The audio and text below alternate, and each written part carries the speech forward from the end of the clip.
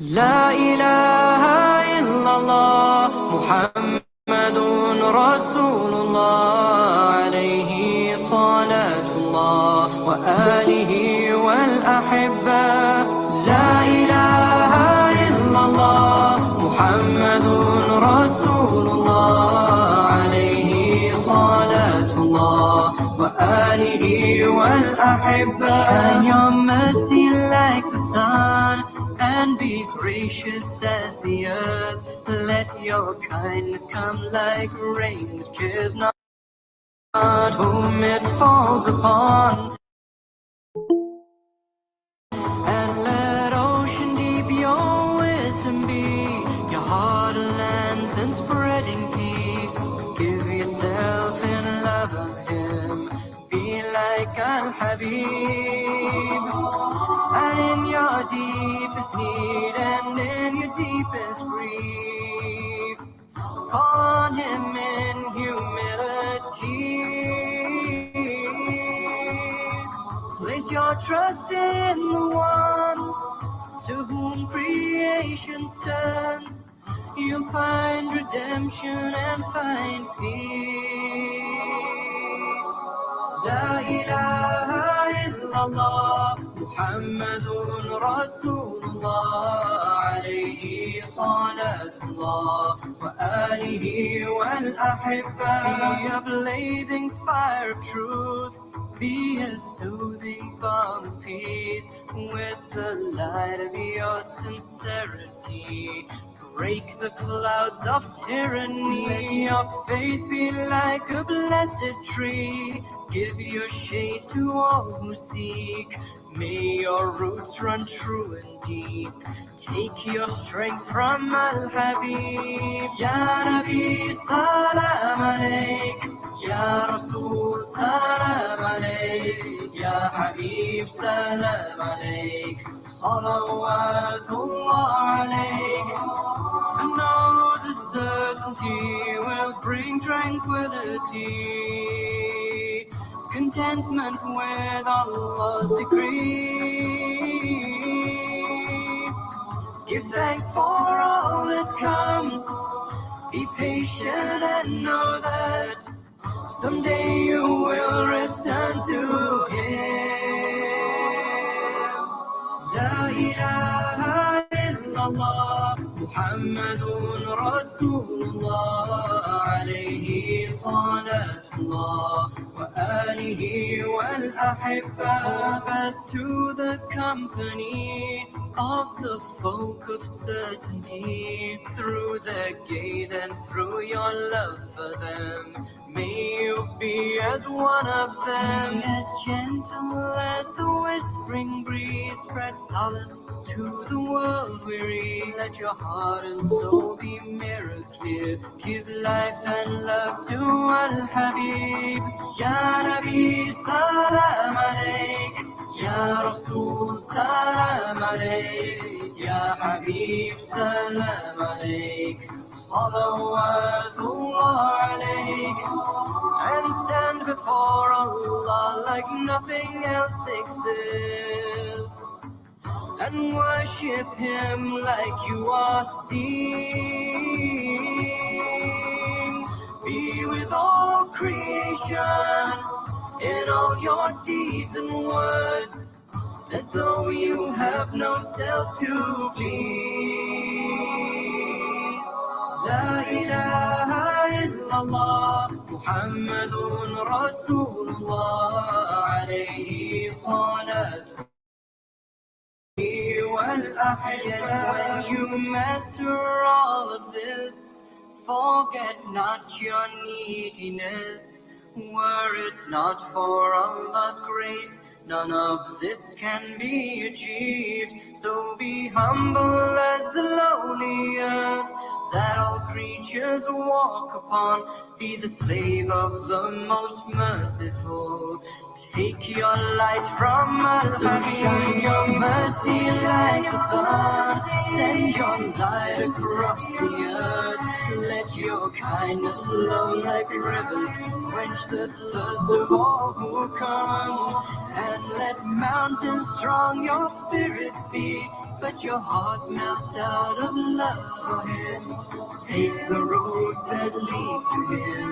May you be with Al-Habib. Ya Nabi, salam alayka. Ya Rasul, salam alayka. Ya Habib, salam alayka. Ya Habib, sallallahu alayhi. Ya Nabi, salam alayka. Ya Rasul, salam alayka. Ya Habib, salam alayka. Ya Habib, sallallahu alayhi. La ilaha illallah, Muhammadun Rasulullah, alayhi salatullah wa alihi wal ahibba. لا إله إلا الله محمد رسول الله عليه صلاة الله وآله والأحبة.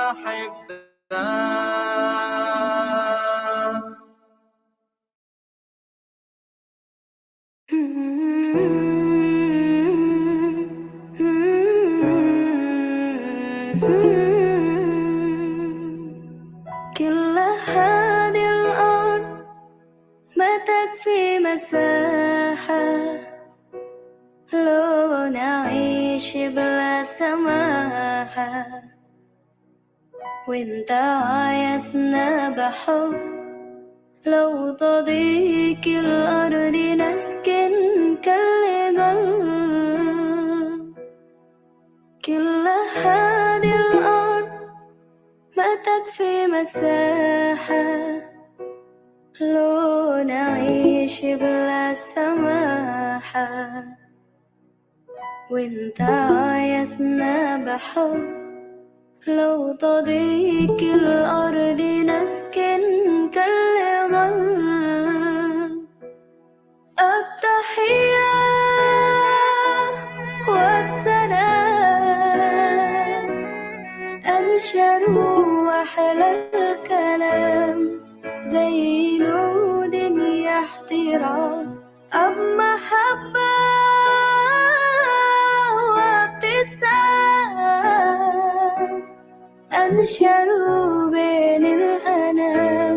هذا هو دين السلام.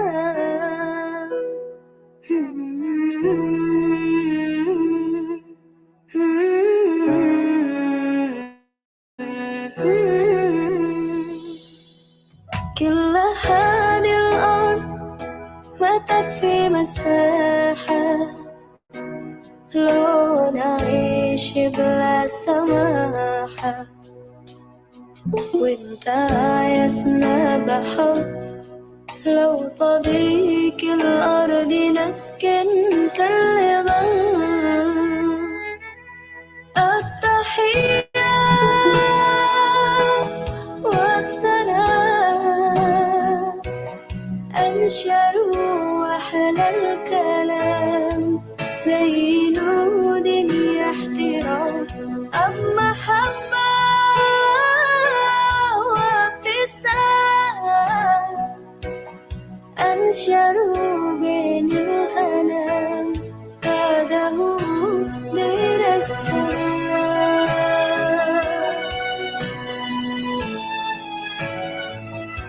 دين السلام.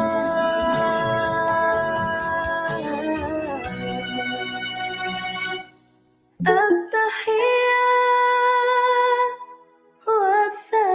وبسلام أنشروا وحل الكلام زي نود احترام أب محبة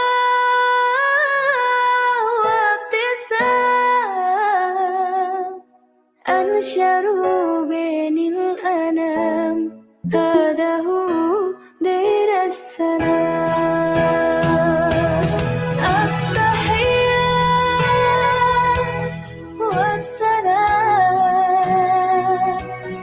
أنشروا وحل الكلام زي نود احترام أب محبة وابتسام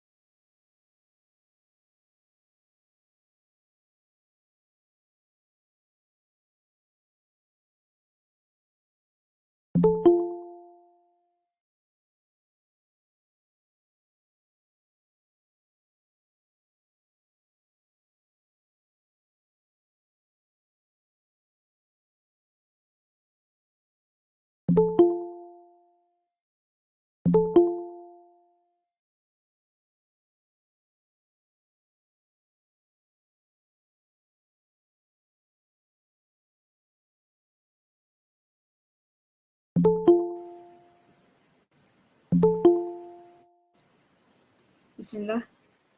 Bismillahirrahmanirrahim. Alhamdulillahirabbil alamin wassalatu wassalamu ala asyrafil anbiya wal mursalin wa ala alihi wa sahbihi ajma'in. Assalamualaikum warahmatullahi wabarakatuh everyone. Inshallah we will begin our session tonight. First and foremost, Alhamdulillah, the greatest gratitude to Allah Subhanahu Wa Taala for the opportunity to conduct the NT series 1.0 today, which will be our first session for the NT series this tenure. A very warm welcome to our honorable brothers and sisters to our program, the NT series 1.0. I am Wana Jiha from Kuliah Economic and Management Sciences, and I will be your moderator for today. Before we start, let us start our session with Ummul Kitab Al-Fatihah.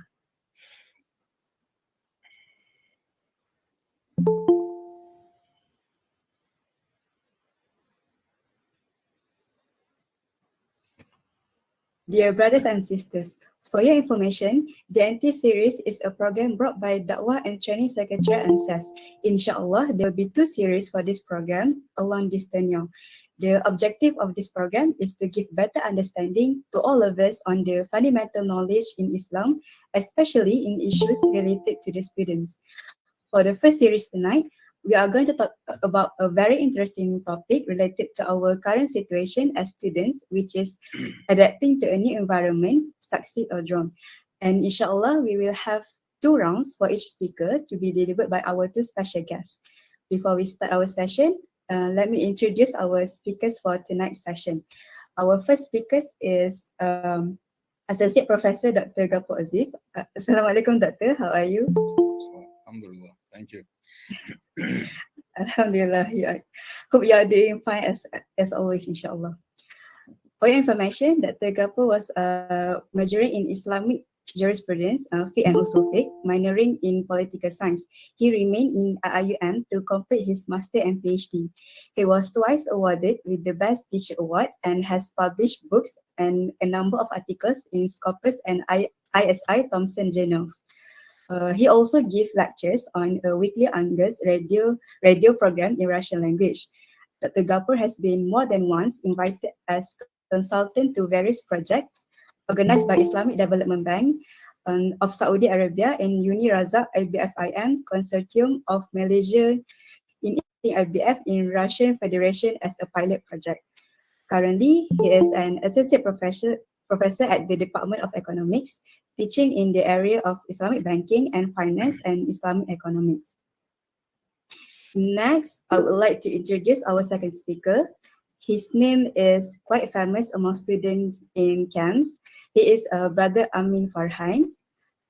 Assalamualaikum, brother. How are you? Assalamualaikum. How are you, Sister Jahat? Alhamdulillah. Fine, I'm fine. Hope you are doing fine as always, inshallah. For your information, Brother Amin has already graduated and is majoring in Islamic finance. He was our former president EMSS during 2019-2020 tenure, and he also was former chairperson of Dakwah and Training Secretariat during 2018-2019 tenure. So here are the background of our honorable speakers. Hopefully we can be an attentive audience in our session tonight. Without further ado, I would welcome our special guest, Dr. Gapur. Doctor, inshallah, for today, we will discuss the current situation faced by students on how to adapt with the new environment of studies, which I assume is a hot issue among students. Now, let us start our sharing session tonight. Before that, so the viewers, please be reminded that if you have any questions to ask to Dr. Gapur and Brother Amin, you may write them in the comment section and chat box. With that, I will begin with the first questions to Dr. Gapur. Doctor, can you share with us how do you engage with students in hybrid learning. Can you describe the challenges you face while teaching in the new norm in this hybrid learning? Please, Doctor. Okay. أعوذ بالله من الشيطان الرجيم بسم الله الرحمن الرحيم السلام عليكم ورحمة الله وبركاته. Can you hear me there? Yes. Okay, good. Yes, Doctor. Okay, inshallah we will make it as less formal as we can, and to give a kind of lenient and flexible environment to the students to ask questions and feel more relaxed, rather than making it just a kind of lecture. So the students are already tired of the lecture during daytime. So in the evening to torture them, this lecture will not be a right thing to do. So yes, when we talk about hybrid learning, basically we're talking about face-to-face partially and partially the other part. The other part, when I say it's not just one type of it, it can be online, it can be video recorded materials, it can be audio recorded slides. Various ways come under distance learning. So let's call it distance learning. So that's proper way of describing it. So distance learning include all what I mentioned: online, live, all other slides, video or audio. In my way, what I basically use in this semester, alhamdulillah, we're back to at least partially face-to-face. The way that I apply, or the way I see it for myself and students proper. Maybe in the future I may change the style, I don't know. That we meet once a week, as it is the instruction that we received from the higher authority of our kuliya. Basically, it is on the university level, at least once a week to conduct face-to-face. And the other one, I prefer audio recorded slides. So even in this way, when we meet face-to-face, I prefer to meet for the sake of discussion. So basically, every single topic I audio recorded on the slides. Okay, so everything that I would explain in the class, I explain in those audio recorded slides. So basically, the only difference is that students don't see me live in the class face to face, and asking questions is not possible when you just simply listen to audio recorded materials. So here is the kind of missing part of it, or the incomplete part of it is that students are not able to ask questions while listening to the materials. So that's why we meet once a week, just to discuss or answer questions or discuss whatever points or issues were not clear to the students, or they have their own questions to ask. So we meet basically for the sake of discussions. So that's why it is by default understood that if the students did not prepare themselves for that particular week, because if we meet once a week, it means it is automatically understood that they need to study those slides in order to come to the class and have some substance to discuss. If you haven't studied, if you haven't listened to the slides, if you did not study them, then if you come to the class, what type of questions you'll be asking if you did not even open the slide, did not even study the topic? So to some extent, it makes students, it pushes students to study, before they meet, because I'm going to ask questions. And I told them, if you don't ask questions, I'm going to ask you. So that motivates, that push somehow the students to study. This is a positive part of it. This is something good, okay? But before even continue with this, I would like to tell you, honestly, online or even hybrid is not the best option. Is not the best option, absolutely. In terms of efficiency, in terms of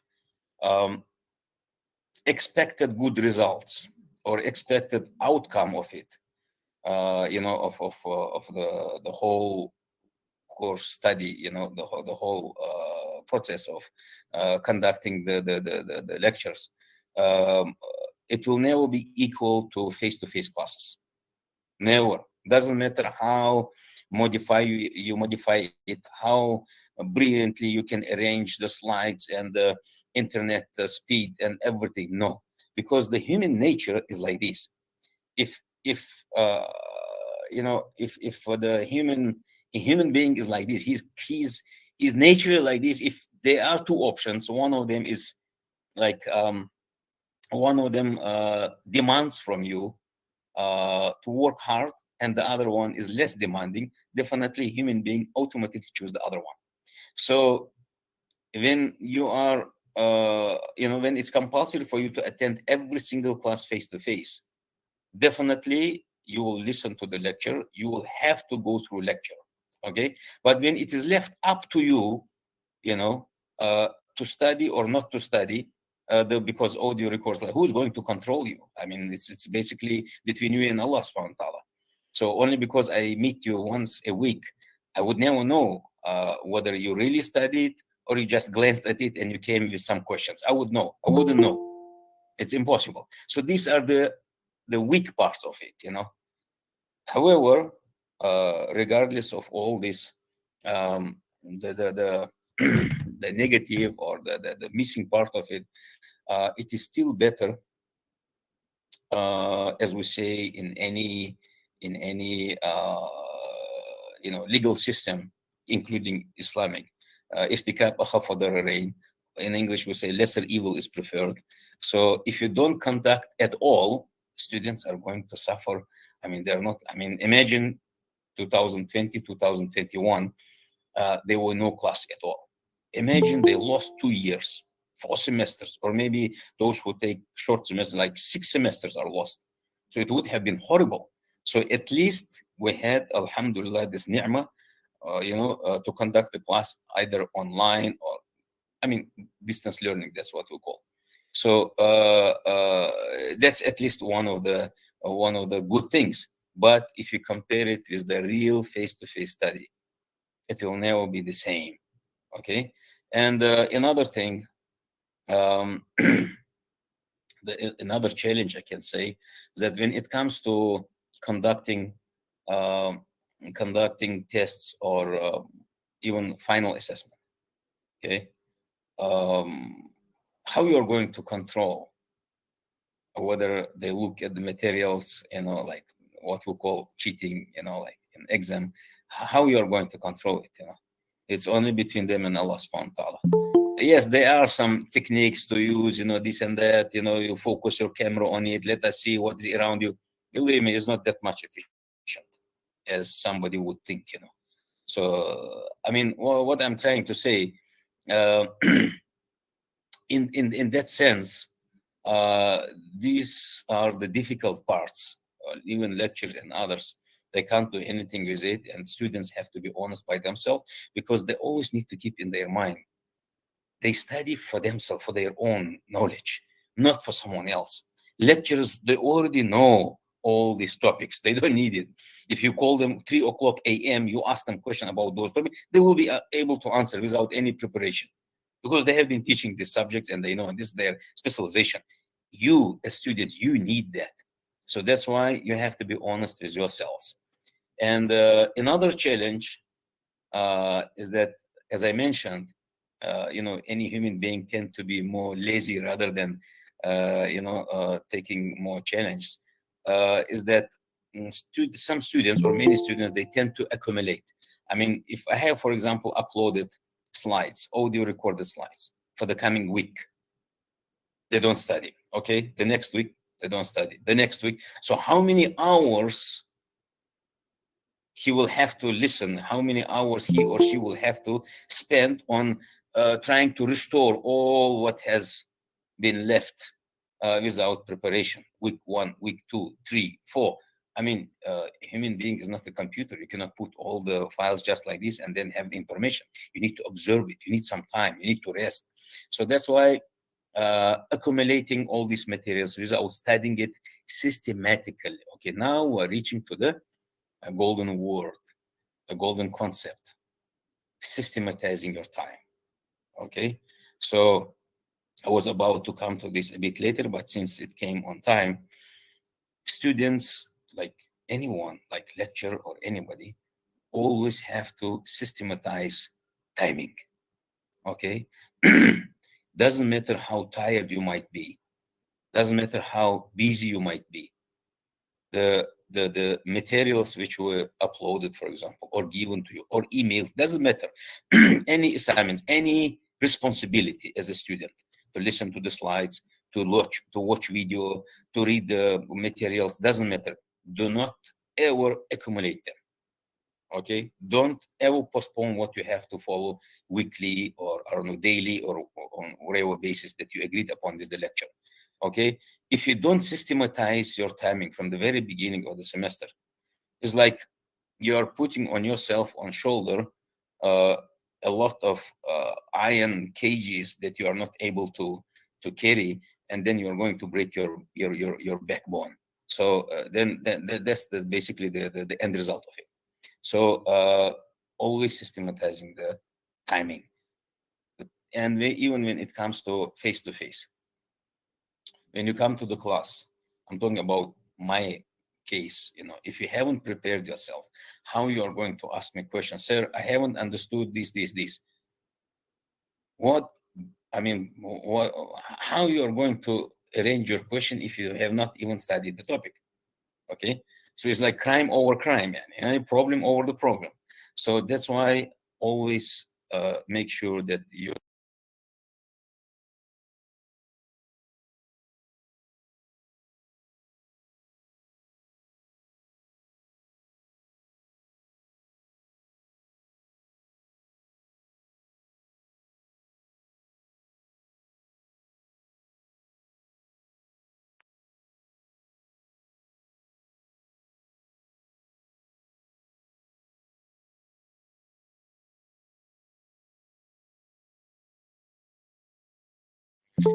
there is another natural factor that we have when you listen to the lecture, when you are physically there. The way you explain, see, I tell you this, the way you explain, even if the wordings are the same. I mean, let's compare what I have explained in slides, for example, audio recorded slides, and the way I explain with my hand gesticulations, okay, with some tone changing, and writing probably something on the whiteboard, even if it's not too much, with and helping with your hands, and then the mix of your face, whether you see it serious or not, it does affect on understanding of students. It really does. The way you look at the student, the way you and how you use your hands, I mean, hand gesticulation, it really helps to convey the point that you are explaining to the student. And you can't do that when you are doing it in audio record or even video. It's different. It's different. Okay. So when students are facing lecture and listening, really there is another natural factor that motivates them to ask some questions, to know more about the topic that they are studying. Okay, so these are basically the pros and cons that we have in hybrid teaching. So they are always challenged. They are always challenged, but the most important thing, we don't give up, and that's how we go with it. But like I mentioned, one of the most important advice that I would give to students: always be systematic. Don't ever accumulate. And systematizing the time is probably one of the best solutions. To be on track, I can say. Not no, no, no, no, not to be left behind the schedule and accumulating and making it difficult for yourself unnecessarily. I wouldn't like to take too much time, because when lecturers start talking, they cannot stop. So either moderator should stop me, or I need to look at the watch. Yes, please. You want to ask something else? I hope I answered. So you can ask other questions. I told you we are flexible here, inshallah.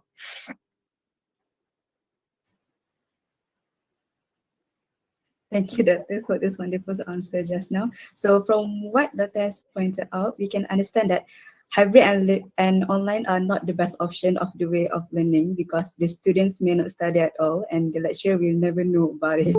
So we as students need to be honest with ourselves in this new That's good. environment of learning. And All right. systematic using it, yes. Yeah, need to be systematic. All right. So we proceed with the next question to Brother Amin. Brother, in your opinion, from the perspective of a student, how do you adjust to the new environment after 2 years of lockdown? How do you socialize at your workplace, for example? Maybe you can share your experience as a student leader on how you are involved in society during the physical and online phase. Your Okay, platform is thank you. Okay, all right. Thank you. Thank you, Sister Najiha, moderator today. Actually, for one round, there is quite many questions in one round lah. So we try to somehow answer all. But first, I wanted to honor our lecturer, Professor Dr. Gapur Oziev. I think he is quite favorite for my batch lah. And I think you guys can take benefit his lecture. Okay. So for the question you asked me, I think I would like to go for true timeline lah. So you asked me about my experience as a student leader, my workplace, and also my opinion. I ask my tips lah on how you guys can adapt more faster for the new environment, inshallah. So I would like to start with maybe some flashback about first time how COVID-19 hits us lah, Malaysia lah, and especially IEM, inshallah. So from my perspective as a student leader, during that time actually we feel quite stressed, depressed juga lah, sebab we need to somehow plan and replan back all of our students' activity, whether the activities can be proceed with physical or not, or we can somehow make it a hybrid, or even do we need to somehow demolish the program until the condition is becoming better, and also in part of academic teaching and learning for the student and the lecturer. How can we proceed the class after the COVID pandemic arrived? Can we somehow make some of the class physical with certain restriction policies, or somehow we can make hybrid or even online lah, because there are so much things to consider during that time, especially when some of students need to go back to their own country, especially for the international students lah, because we know that the time zone Malaysia and their country might be different, and somehow we need to make a win-win situation for both of them. So during that time, memang we try to somehow replan all students' activity, and we try to prioritize, we try to cater student welfare as our most prioritized lah. So during that time, what we do is we try to make a list of data of students B40, which is the one we is hit the most with the pandemic lah. This is because we believe that B40 student is the one that is suffering the most, because we know that some of them are making part-time job to somehow cover their daily expenses. So during that time, what we do is we make some initiative for the students so that they would lessen their burden. For example, what we do is we give allowance, we give daily meals to them, and also we give internet data allowance lah for that. So in terms of student leaders, I'm sure it's very difficult for us. Well, alhamdulillah, we have a kuliah administration that is very good, and there is a part of student leaders student leaders. But actually, quite interesting is because that for normal students, some of them feel quite happy actually, because initially when the COVID struck Malaysia, so the student will don't have to come to the class. They don't have to come to class, they don't have to take a bath, they don't have to iron their clothing. They can just open up their classes on Zoom, one click, and just close their camera if they don't want to see tu ada yang sejam tu ada terasa ke, okay. Like that. So, however, when the situation become lengthened, because we expect this to be a short-term pandemic lah, but somehow it lengthened to more than 1 semester and 2 semester and all, then mental issues arise from the students. So during that time, there are some students that feel that wanted to hurt themselves because they have no one to talk to. There are some of the students that even mates have come back to your hometown, but he is live alone lah. So during that time, what we do is we try to somehow comfort the students with communication. We try to comfort them. We try to console them, and somehow we try to give to salurkan lah to the counselor and also the lecturer that can solve the problem, inshallah. So that is for the situation.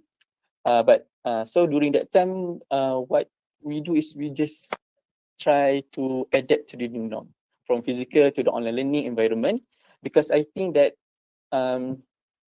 this is not a situation that we are prepared during that time. So we just try to cater what we can, and we try to focus in terms of the welfare of the students. And I think from that experience, I can somehow share some lessons that we can learn from that. And inshallah, I hope that it could help to adjust you guys faster to the new environment, inshallah. In terms of to socialize, actually, what I practiced during my internship at the Maybank, what we practiced was we wear all the time masks because it's somehow the policies of the company. We wear gloves, and sometimes we wear shield. So it's kind of sesak lah rasa juga. And even to speak with the customer, to our customer, because I work at the Maybank branch in sector of customer service. So there if we wanted to speak to the customers, we must have a transparent plastic glass in between us. So you can imagine that how we wanted to speak, and sometimes when we speak, our voice is not loud enough for the customer to hear our voice. So somehow we try to speak louder, but I hope we always hope that they do not feel like we shout to them and somehow hurt themselves.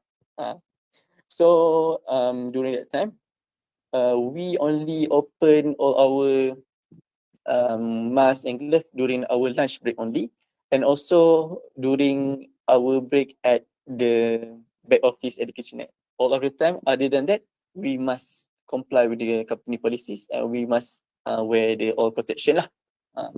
So for you guys, I think you guys can practice similar with this. I believe that right now we have entered to the endemic era, and those who has already got the second dose and the booster dose, you guys should have a higher immunity towards the COVID-19. So I think there is not much barrier for you guys to get socialized with your friend with the same gender, of course, and also get into the society and somehow exercise lah for your healthy.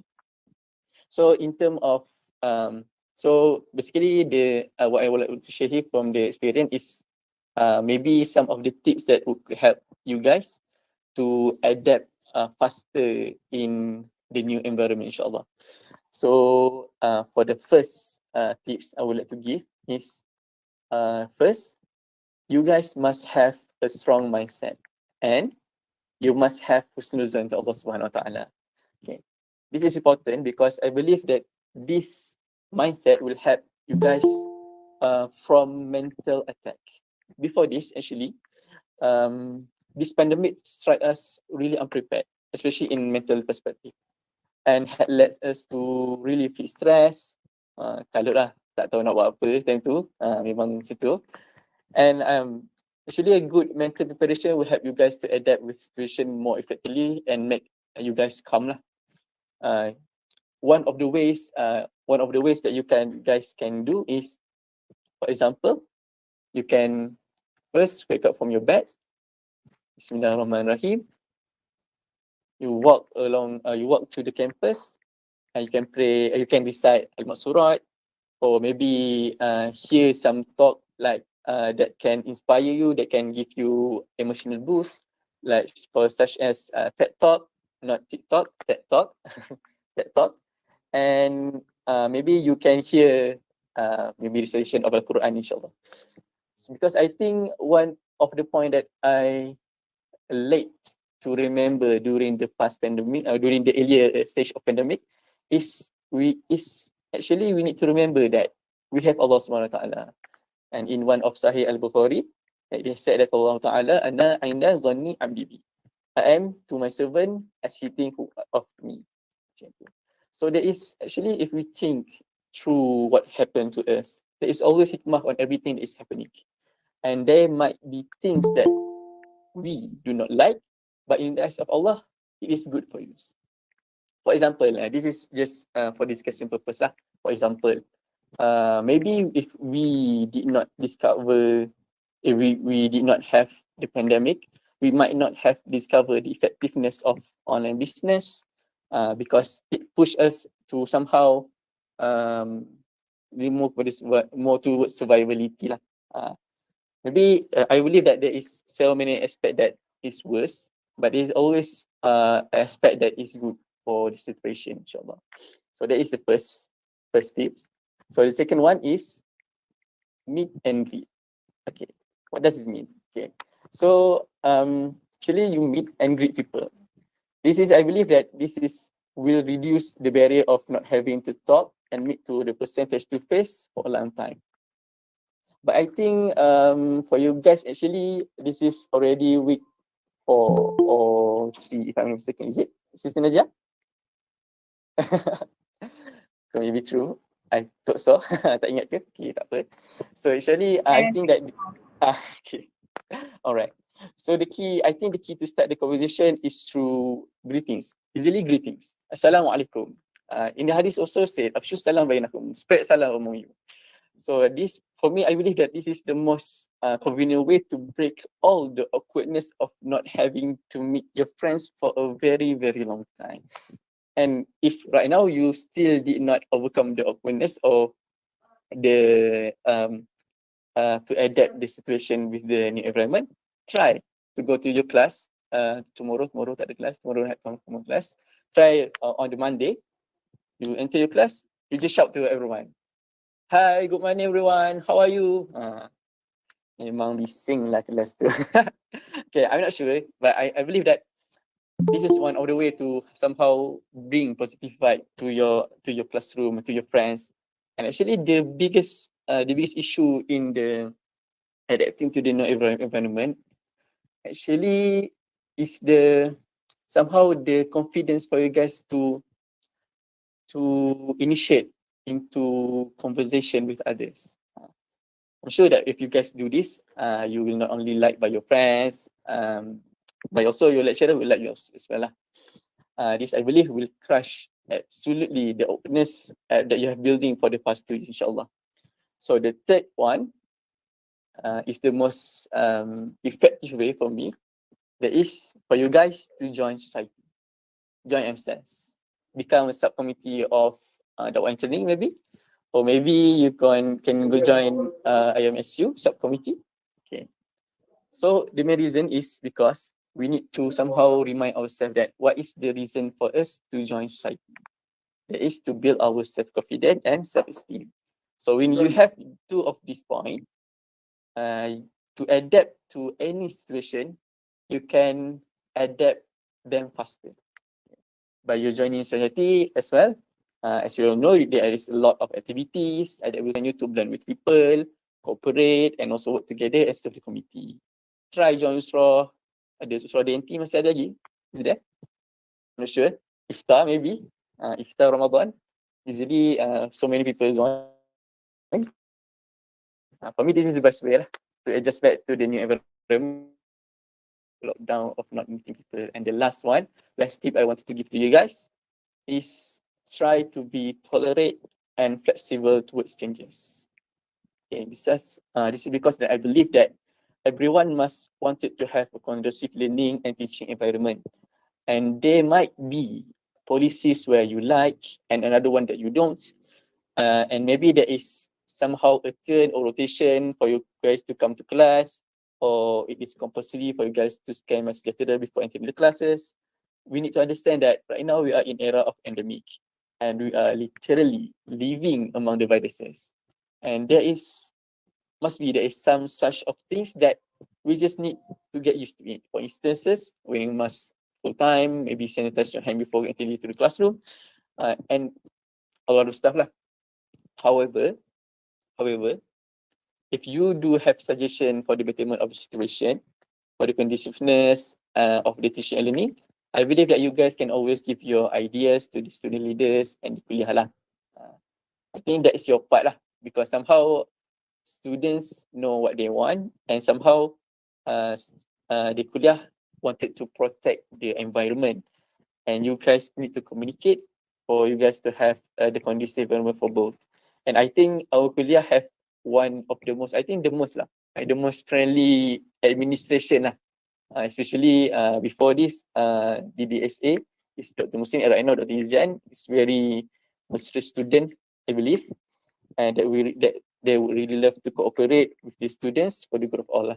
And you guys, kalau you guys malu, shy with the lecturer, you can always contact EMSS. Like student leaders, we have here the NT, we have Akila and Alia, inshallah. And you guys can contact your president. This is for students, inshallah. Personally, for me, that I don't really think that there are things that is too difficult in hybrid learning to adapt. Personally, for me lah, because I believe that both method, hybrid and physical and online, have their own pros and cons and whatnot. And the history have shown actually that we are human, we are capable of living with changes. But I do believe that physical, like Dr. Gapur said, I do believe that physical classes would be more beneficial to the students, because you can first you will gain, for me, you will gain the barakah of majlis ilmu, and also then you can focus more in the class, because there is a scary lecturer that is watching you focus or not, you will get scolded for them. And if you guys have any inquiry regarding to the topics, you can always directly consult to them, inshallah. And for my closure for this round, I want to sum up that changes is something that is constantly happening. So don't be stressed out towards the changes, but find the best way to benefit from the changes. We are human, and a Khalifa as well, a leader, and we are born for changes, inshallah. So I end my remark for the first round, and I give back to the moderator, Assistant, inshallah.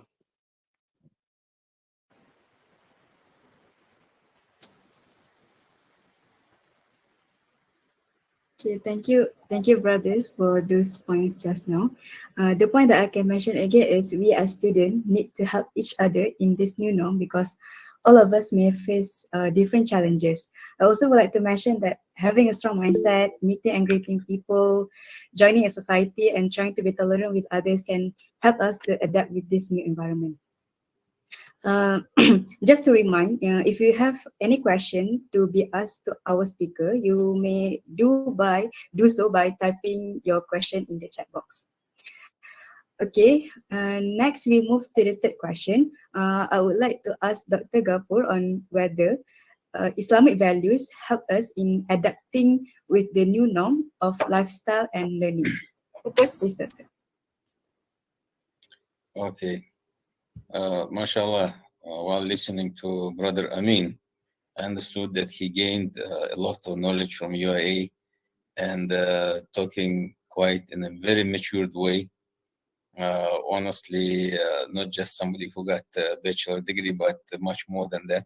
So it shows that not only the knowledge that was transmitted to him officially, formally in UAE, but he is naturally able to properly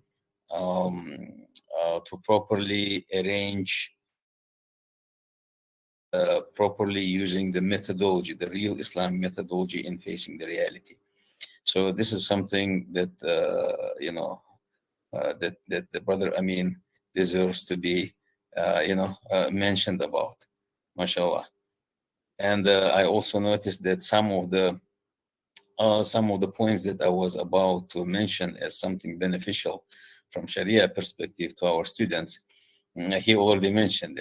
For example, the hadith that I was about to mention, what says, "Ana inda zanni abdi bi," I am to my slave as he thinks of me.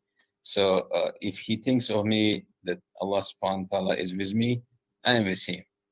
If he thinks that no, Allah subhanahu wa ta'ala is Jabbar, like he's the way he grasps is very horrible, he is revenging, he is this and that, well, then it means you yourself blocked, your relationship with me.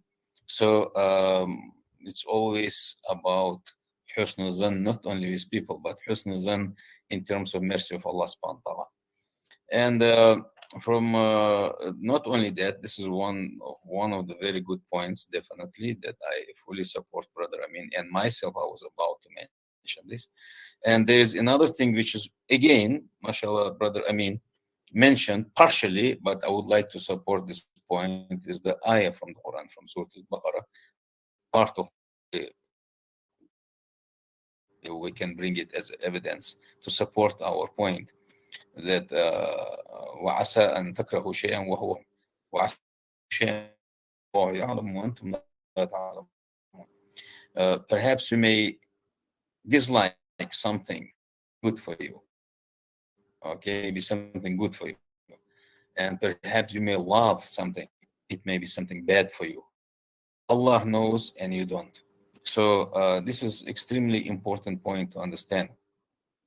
You see, brothers and sisters, we need to understand human beings, they are different not only in terms of the color of their skin and the way they look, the way they talk, the accent, the language, the culture. No, they are different in terms of character, in terms of strength of iman, in terms of character. The inner world of each of us is different. Some are strong, some are not. Some are some way average, some way there in the middle. And the doesn't matter how weak character of human being might be and how strong might be the character of someone else, and but there is always one common ground that all of us will share, that is iman. If you have a strong iman, the missing part of your character, I mean the weakness that you have in your character, as a strong Muslim, to withstand whatever the challenge that you have. So you don't have that character. If you're trying to strengthen your iman, it will be compensated with that. I hope the point is clear. You see, if the character, let's say, let me put it this way, if your character is supposed to be 1 kg, and it's only half kg, so the remaining half is empty. So it means your character is not strong. But if your iman is being increased and you are strengthening your iman, the missing half of that character is complete. So iman helps you to polish, to complete your character, your inner world, your principles, your worldview, the way you interact with others, the way you take challenge, the power that you have to face the challenge is all about iman. That's why in many cases you find among disbelievers, I can say, because of some financial crisis, default in their economy, or the money that they lost, they easily commit suicide. And I remember some years ago in Germany, there was a case when somebody who lost around 5 or 6 billion, he still had 4 billion, but he lost around 5 or 6 billion. I'm sorry if I make mistake, but it was somewhere in the figure. He lost more than what was left, but 4 billion still left. Okay, he still has it. He committed suicide. Can you imagine this? We do understand that losing 6 billion is not a joke. Even if you lost the whole 6 billion, without leaving any single cent behind, you are still alive. If you are a believer, you should say, Wallahi, I know that Allah is close to me. He is the one who gave me those 6 billions. He took them away. It means he's testing me. Okay. And I'm not going to cry because of it. Yes, it disappoints me. I'm a human being, but I'm not going to allow my iman to be shaken because of that. And the one who gave me, he still has a lot to give me even more. And we go on, we continue. That's how it's supposed to be the approach of Muslim, of somebody who believes in Allah subhanahu wa ta'ala.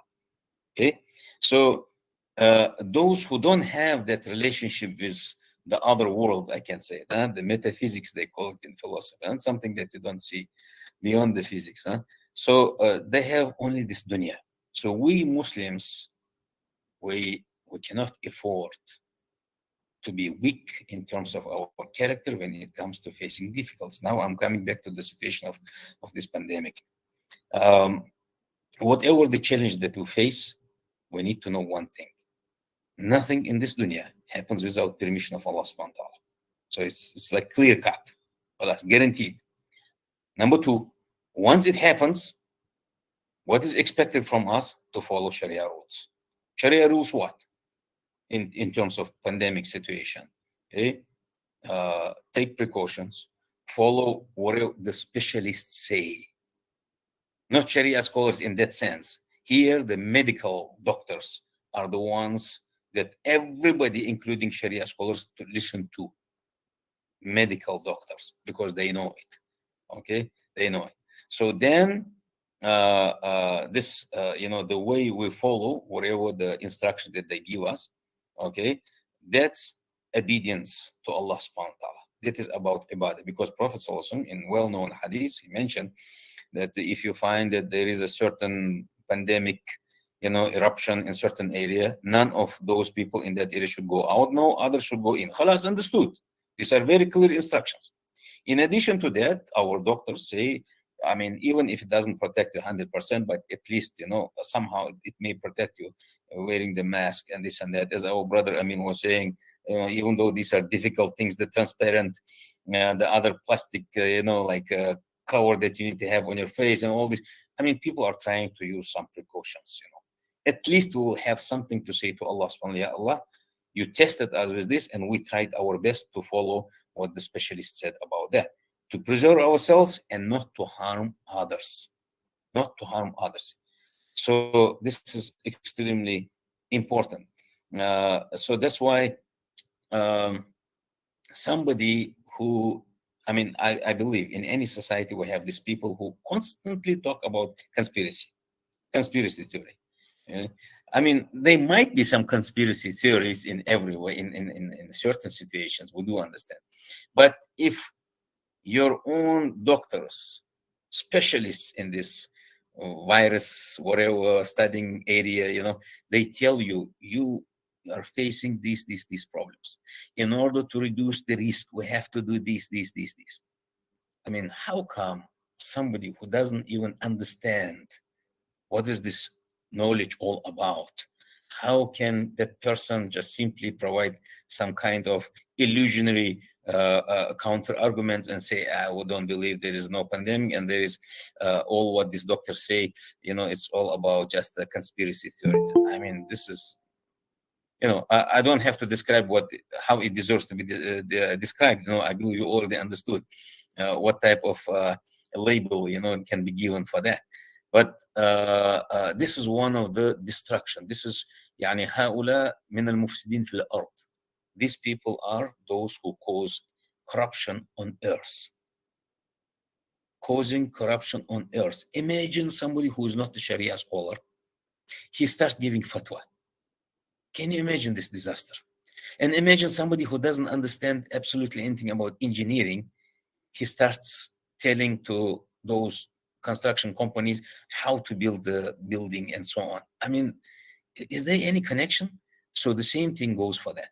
So we listen to those specialists who are experts in this area, and we have to follow that. Okay, unless if it becomes very clear that we are, being fooled or something. That's different thing.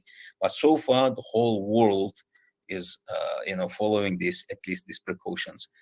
It is extremely, from Sharia perspective, once it is proven to be something healthy for us, and it is of precautionary measures, not to harm ourselves, not to harm others, it is wajib to follow those rules.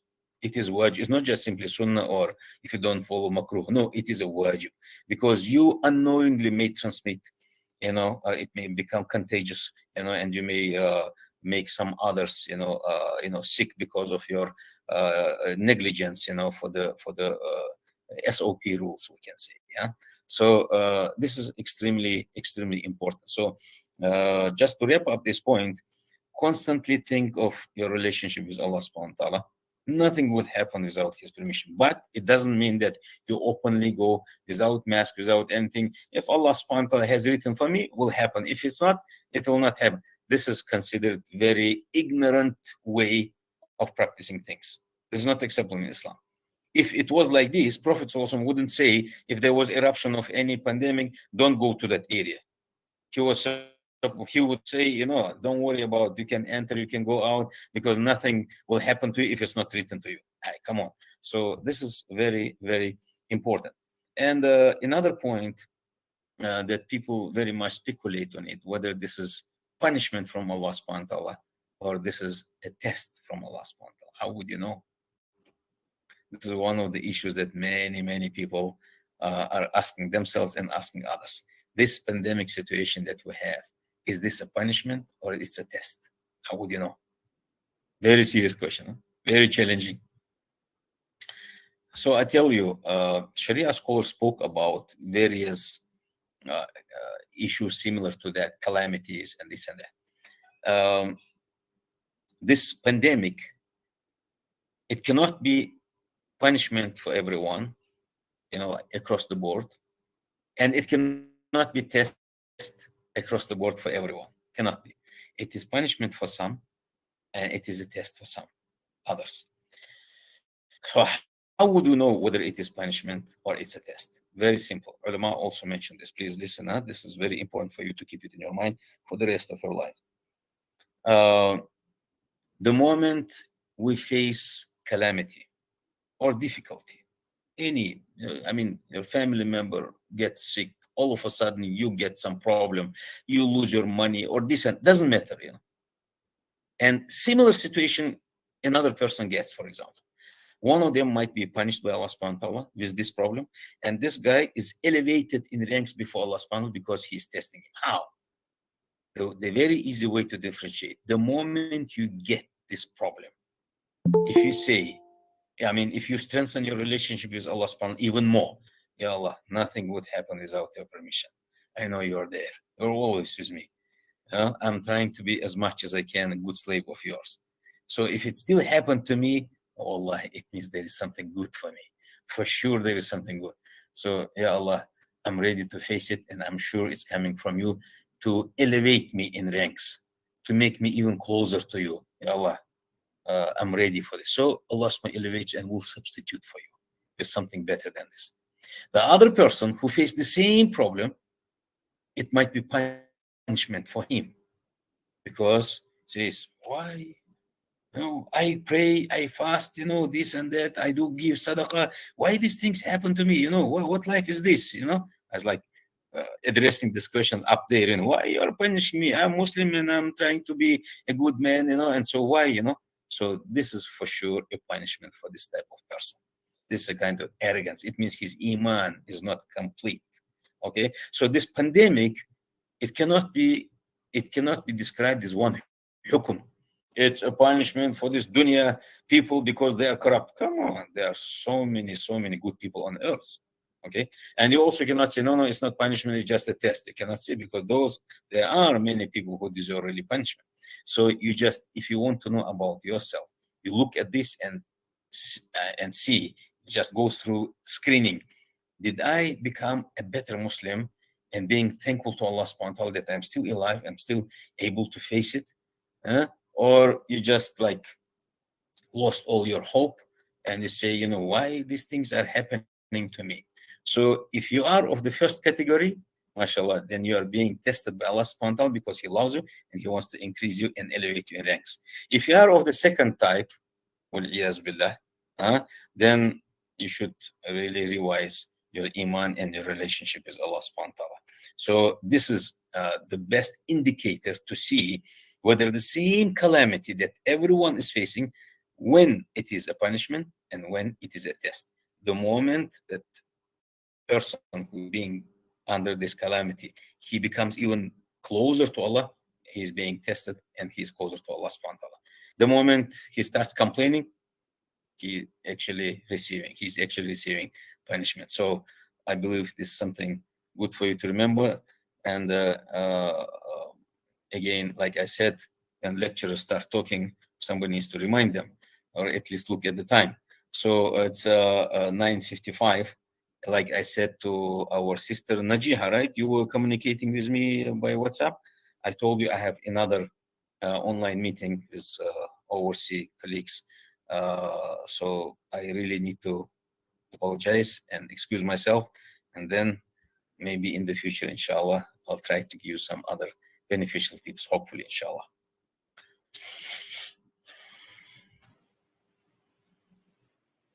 Thank you, Doctor, for that brilliant answer. So we can take note that Iman can complete our inner self and help us to be a better Muslim and a better human being. And whatever happens, we need to always remember that Allah is always been here with us. So I would like to open for Q&A session for Dr. Gapur because I had been told that Dr. Gapur has another important matter that needs to be attended to. Anyone wants to ask any question, may type your question in the chat box. All right, then. I need to leave now. I cannot be late while teaching you, Okay. while telling you or informing you to be systematic, and then being late for another meeting. It would be contradicting, each other. So I have to leave now. Assalamu alaikum wa rahmatullahi wa barakatuh. Thank you, Doctor. All right. Thank you, Doctor. All right. And now we move to the fourth question, shall we? Which will be the last question, inshallah. So, Brother Amin, the countdown to Ramadan is well started. So, in terms of practical and Islamic ideals, could you provide some advice on how to manage studies, society, and ibadah for the upcoming Ramadan? Yeah. Please, Brother. Thank you, Sister Moderator, Sister Najiha.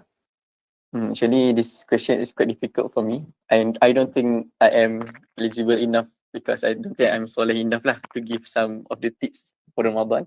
But I will try my best, inshallah. I think I can. For me, I can give you guys 3 tips lah, inshallah, on how to somehow manage your studies, societies, and ibadah for the upcoming Ramadan, inshallah. There might be many other tips, but I think this is actually one of the most basic lah for me, and I hope that you guys can also benefit from it, inshallah. So the first one, I think these 3 is somehow your priority right now, right? Your studies, including your homeworks, your assignments, society for those who are joining societies, and also ibadah. You must don't want to miss during the Ramadan because Ramadan is kebun pahala lah, inshallah. So the first tip I wanted to share is for you guys to able to manage your society and your studies and also your ibadah for your coming Ramadan. The first one is you guys need to make a time schedule. Okay. Time schedule. So in your time schedule, you must insert these 3 elements, which is the society, studies, and also ibadah. Maybe the pen will have slight changes, but you will need to try to do your best to follow the time. But I think among the elements in stated before, which is the study, society, and ibadah, I think the most unflexible is only the time for your society's activity, right? Okay. So, and during the Ramadan as well, the time available during the night is only after your Tarawih. And the fastest is around 10 o'clock. And also in Ramadan, this is somehow wanted to give a general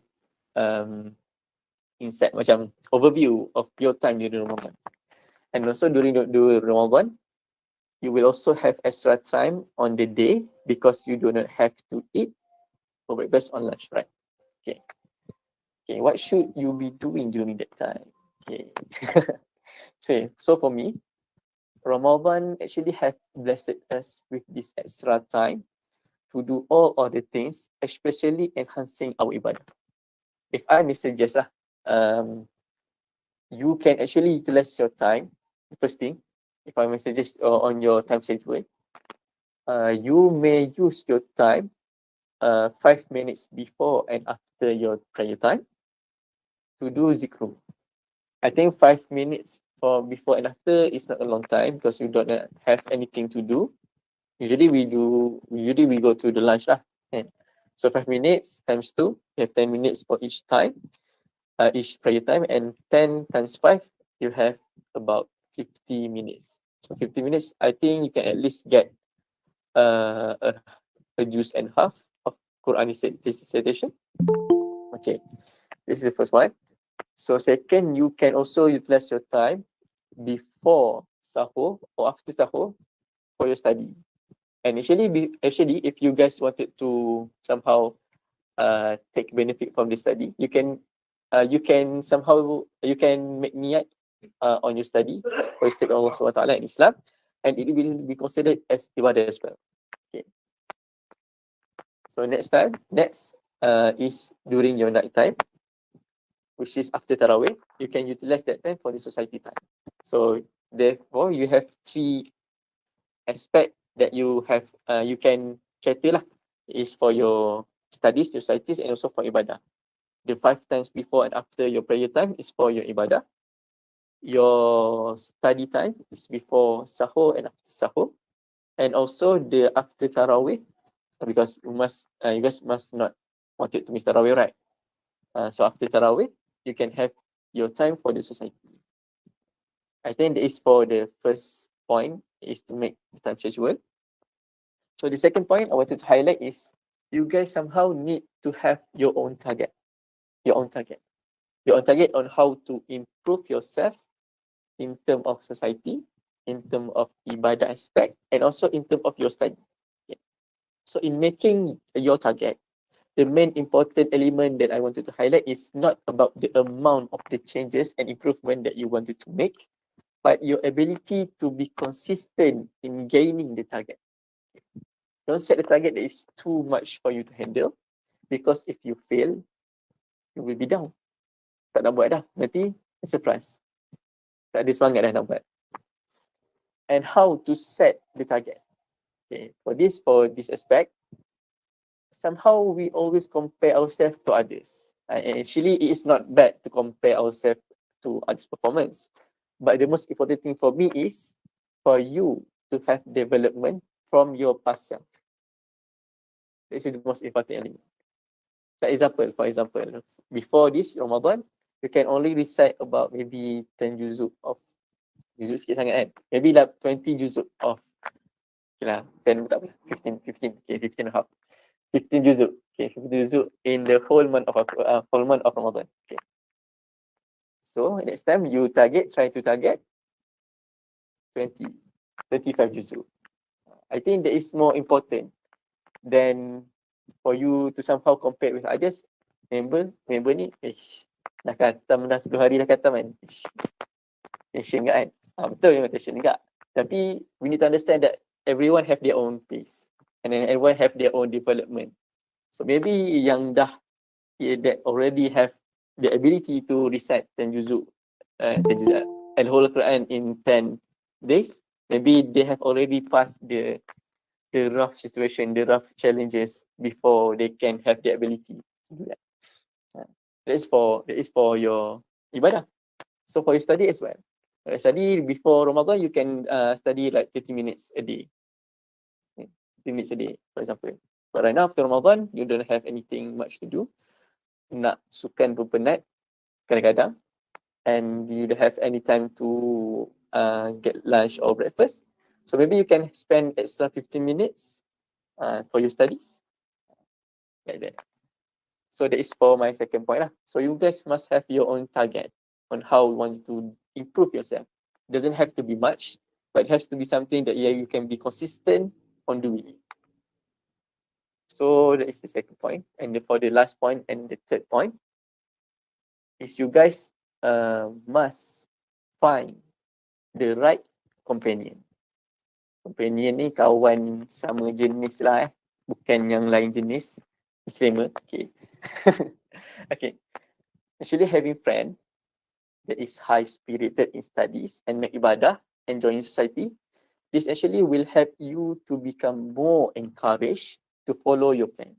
Like actually this the stages lah. First you make your time schedule and then you have your target, and to make sure that this both you can have the spirit to follow, you can reach to follow. You must have someone who have the same goal as well. Is the three aspect doesn't have to be a same person. You can have three different person for your plan, for your processes, and actually the effect of having bad companion is even recorded in the Quran lah. A'udzubillahi minasyaitonir rajim. Ya wailata laitani lam attakhid fulanan khalila. It means that, oh who to me, because I have taken that person as a friend. Okay. Actually, the story recorded in the Quran is said that the man had entered to the hell because he chose to follow his friend of not listening to the da'wah of Allah Subhanahu Wa Taala from Rasulullah Sallallahu Alaihi Wasallam. Okay. So your companion is how the mirror to yourself. Mu'min will have to mu'min. And if you wanted to be encouraged and reminded to do ibadah, to do studies, and also to do society work, you must have a friend that is in high spirited in doing ibadah, society, and also studies. I think that's all for my tips lah. I'm not really a good the right person to give the tips for Ramadan, but I think this is somehow I could share to you guys, and I hope you guys can benefit lah, insyaAllah. I pass to moderator, insyaAllah. Alhamdulillah, thank you, brother, for that answer. And from brother's point, we can learn that actually having a time schedule, target, and right companions can help us to be a better student and Muslim, not only in the month of Ramadan, but in our everyday life. We graciously thank you to Dr. Gapur and Brother Amin for their meaningful sharing just now. Such a great sharing from the perspective of lecturers and students on how to adapt with the physical class after having such long period teaching and learning on screen. Hopefully, all of us will benefit as much as we can from Dr. Gapur and Brother Amin's sharing just now. Inshallah, we will now open the Q&A session. If you have any questions, you may write them in the comment section, and I will be reading the question from the comments. So we have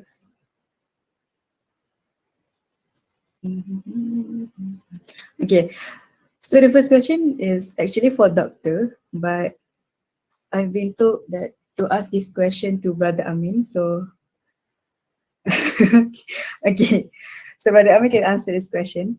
The question is, how to maintain our niyyah in studying when we are struggling to maintain with balance of sincerity and duty?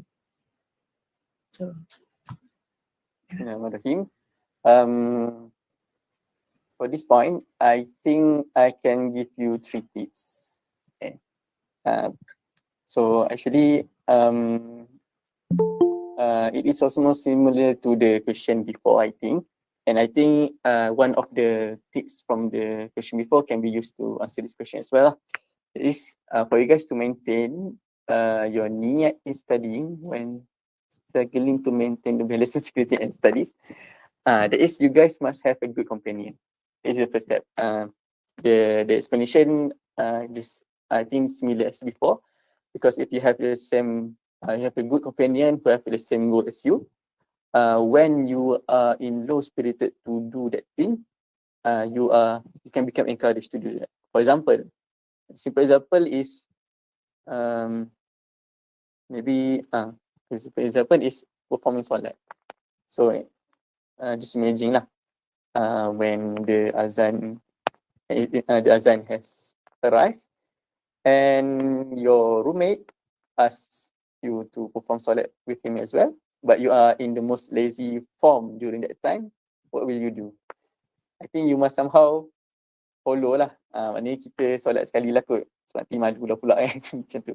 Somehow, even during that time, our niat is not really a good niat, but that is actually the reality of creation of human.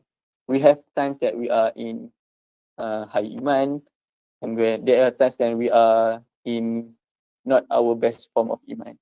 So that is the function of having companion, to companion with you, for them to support you and for you to support them in case of when you are not strong with yourself.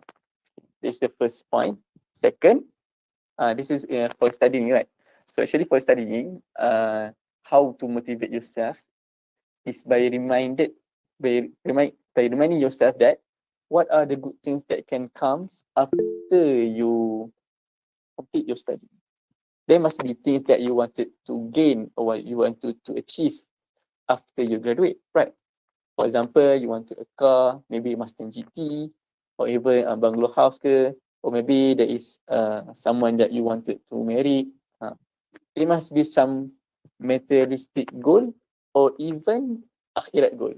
Maybe you wanted to complete your studies so that you can become maybe a khalifah, maybe a dakwah, a da'i. So what are the things that you wanted to get, and the syarat for you to get that what you want is by focusing on your study. That is the second tips. And the third one is banyak ni soalan. Okay. The third one is, the last one is, be reminded that the negligence of your studies somehow will lead to a bad effect in your futures. The second tips is about apakah benda yang kita nak capai. And the last one is apakah benda yang akan jadi buruk kepada kita if we did not focus on our studies. So benda-benda buruk tu boleh fikirkan lah, insyaAllah. Boleh jadi we will make our parents suffer, we will need to be depending to our families, benda-benda yang akan menyusahkan orang lain lah.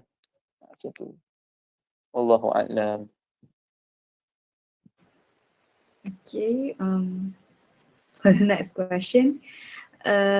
Salam brother, what is the most important value of ethic adab that we as students should apply in order to succeed with studies? Maybe you can highlight few adab. Adab. Adab.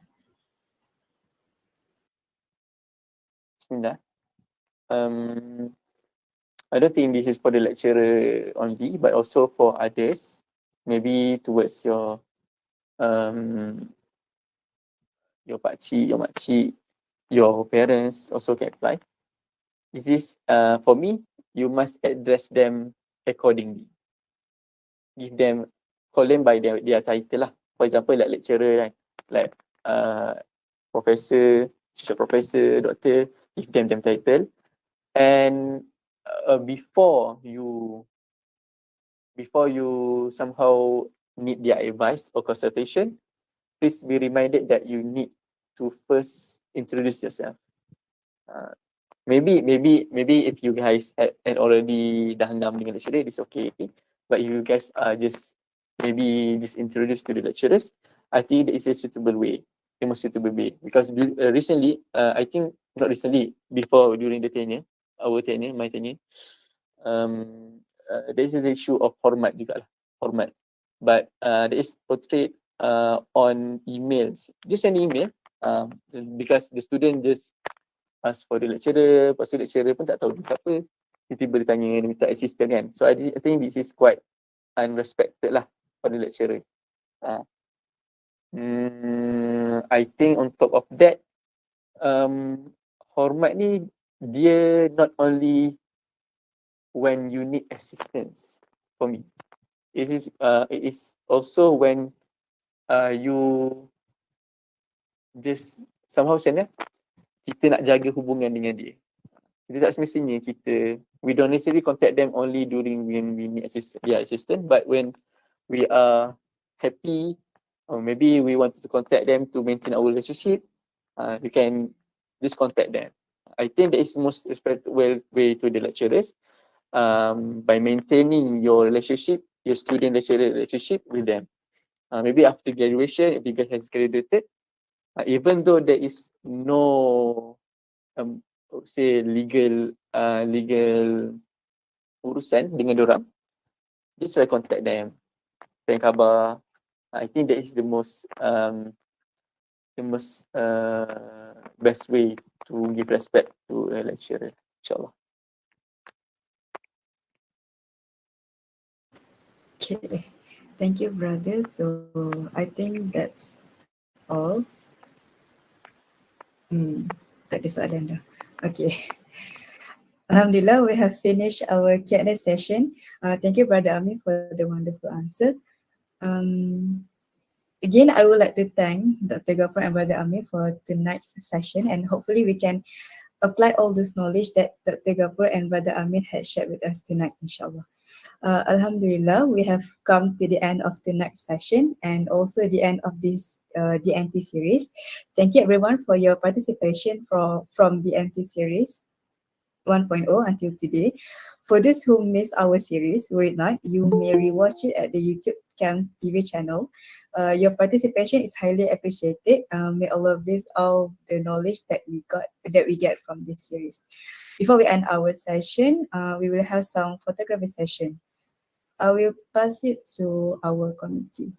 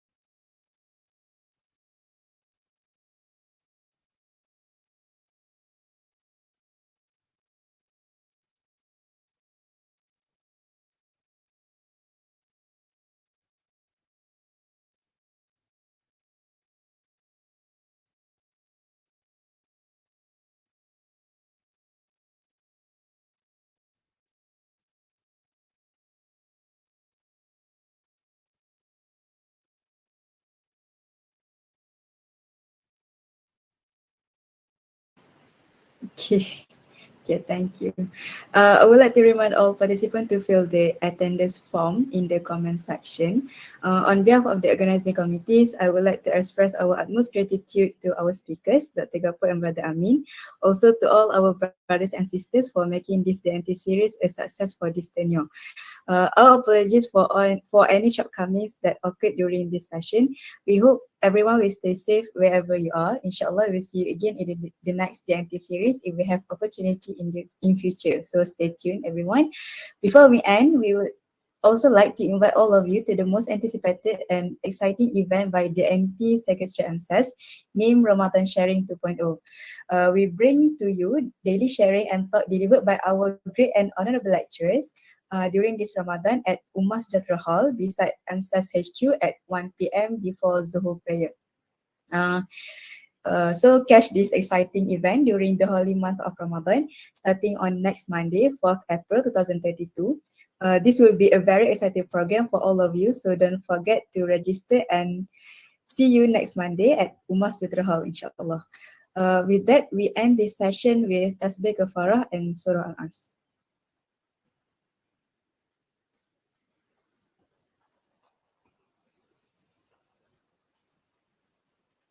Wabillahi taufiq wal hidayah. Assalamualaikum warahmatullahi wabarakatuh. Thank you everyone and good night. Thank you. Night night. Thank you MC. Bisa seri MC. Thank you.